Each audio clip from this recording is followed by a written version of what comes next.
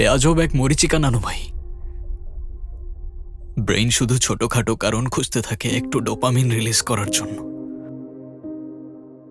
তুমি যখন মায়ের লাশ নিয়ে এয়ারপোর্টে আসলে, আমি তখনও সেই ঘোরের মধ্যেই ছিলাম। মাকে শেষবারের মতো ভালো করে দেখতেও পারলাম না আমি নানু ভাই। তুই বড় দেরি করে ফেলেছিস নানু ভাই। তোর সেই অন্ধকার দিনেও ঈশা আলোর মতো তোর হাত ধরেছিল। বাবা মা নিজের ঘর ছেড়ে তোর শূন্য ঘরে উঠেছিল। তারপর তুই 2 মাস রেহাবেও ছিলি। সবই ঠিক ছিল নানু ভাই।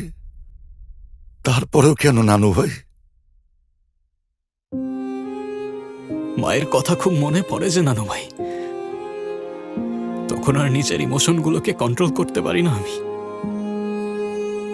এই একটা জিনিসই আমার মাকে ভুলিয়ে থাকতে শিখিয়েছিল আমায়। কিন্তু আমি এখন বুঝতে পারছি,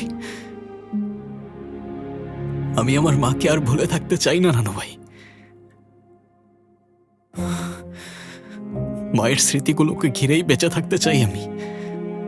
মরে যাওয়ার চেয়ে বেঁচে থাকাটাই আসল লড়াই নানু ভাই।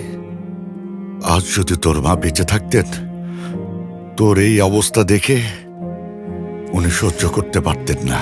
তোর মা তোকে জীবন দিয়ে গেছে বরণ করার জন্য, দাফন করার জন্য না নানু ভাই।